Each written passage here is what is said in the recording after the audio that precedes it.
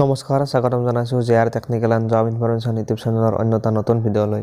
তো বন্ধু-বান্ধৱীসকল, আজি আকৌ পুনৰ এটা জব ইনফৰমেশ্যন ভিডিঅ'লৈ আপোনালোকৰ মাজলৈ আহিছোঁ। যদি আপোনালোকে ভিডিঅ'টো ভাল পায়, ভিডিঅ'টো এটা লাইক কৰি দিব আৰু চেনেলটো ছাবস্ক্ৰাইব কৰিবলৈ নাপাহৰিব। তো ফ্ৰেণ্ডছ, যদি আপোনালোকে ডিফেন্সত চাকৰি কৰিম বুলি ভাবি আছে, তেনেহ'লে আপোনাৰ কাৰণে এটা ভাল খবৰ, কিয়নো আপোনাৰ BASF বৰ্ডাৰ ছিকিউৰিটি ফ'ৰ্চত নতুন পদ মুকলি কৰা হ'ব। আৰু কিমান পদ মুকলি কৰা হ'ব, কেতিয়া পদসমূহ মুকলি কৰা হ'ব, আজিৰ এই ভিডিঅ'টোত আপোনালোকক সবিশেষ জনাম। তো আপোনালোকে ভিডিঅ'টো শেষলৈ চাই থাকিব, ভিডিঅ'টো স্কিপ নকৰিব। তো বন্ধু-বান্ধৱীসকল, BASF বৰ্ডাৰ ছিকিউৰিটি ফ'ৰ্চত নতুনকৈ পদ মুকলি কৰা হ'ব আৰু কনষ্টেবল ট্ৰেডমেনৰ কাৰণে নতুন পদ মুকলি কৰা হ'ব। প্ৰায় 2140টা পদ নতুন পদ মুকলি কৰা হ'ব আৰু এই পদসমূহত যিটো চেলাৰী দিয়া হ'ব 10,700 পৰা 69,100 টকা চেলাৰী দিয়া হ'ব আৰু লেভেল 3 চেলাৰী আপোনালোকক দিয়া হ'ব। আৰু কেটেগৰী যদি চাবলৈ যাওঁ, BASF কনষ্টেবল ট্ৰেডমেনৰ কাৰণে নতুন পদ মুকলি কৰা হ'ব 2024ৰ কাৰণে।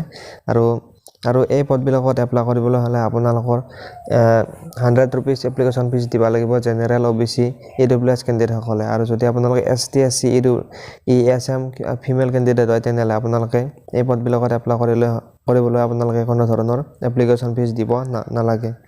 আৰু ইয়াত আপোনালোকৰ কেতিয়া এপ্লাই ষ্টাৰ্ট হ'ব, কেতিয়া লাষ্ট ডেট হ'ব, এতিয়ালৈকে ইয়াত নটিফিকেশ্যনত জনোৱা নাই। শ্বৰ্ট নটিফিকেশ্যন আহিছে, ফুল নটিফিকেশ্যন আহিলে আপোনালোকক লগালগ ভিডিঅ' দিবলৈ চেষ্টা কৰিম।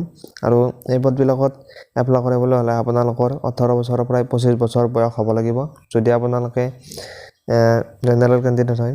আৰু ST STৰ কাৰণে 5 বছৰ এজ ৰিলেক্সেশ্যন দিয়া হ'ব আৰু OBC MOBCৰ কাৰণে 3 বছৰ এজ ৰিলেক্সেশ্যন দিয়া হ'ব। আৰু BASF বৰ্ডাৰ ছিকিউৰিটি ফ'ৰ্চত ট্ৰেডমেন মেলৰ কাৰণে আছে পদ মুকলি কৰা হ'ব 1723টা আৰু ফিমেলৰ কাৰণে 417টা পষ্ট মুকলি কৰা হ'ব। এডুকেশ্যন কোৱালিফিকেশ্যন যদি আপুনি চাবলৈ যাওঁ, এই দুটা মেল আৰু ফিমেল কেণ্ডিডেটে এপ্লাই কৰিলে এডুকেশ্যন কোৱালিফিকেশ্যন লাগিব 10 পাছ, লগতে আপোনালোকৰ ITI পাছ চাৰ্টিফিকেট থাকিব লাগিব।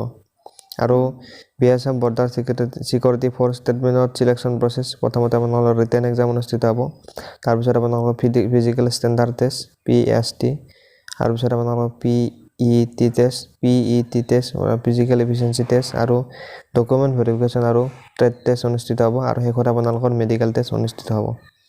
আপোনালোকৰ physical standard test, physical measurement টেষ্টত আপোনালোকৰ ST STৰ কাৰণে মেলৰ কাৰণে আপোনালোকৰ হাইটটো হ'ব 162.5 চেণ্টিমিটাৰ।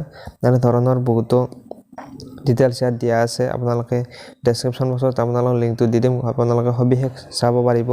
আৰু আপোনালোকে যদি আপোনালোকে মেল কেণ্ডিডেট হয়, আপোনালোকৰ ফিজিকেল এফিচিয়েঞ্চি টেষ্টত আপোনালোকৰ 5 কিলোমিটাৰ ৰানিং হ'ব, টাইম থাকিব 24 মিনিট। আৰু যদি আপোনালোকে ফিমেল কেণ্ডিডেট হয়, আপোনালোকৰ ৰানিং হ'ব 1.6 কিলোমিটাৰ আৰু টাইম দিব 8 মিনিট 30 ছেকেণ্ড।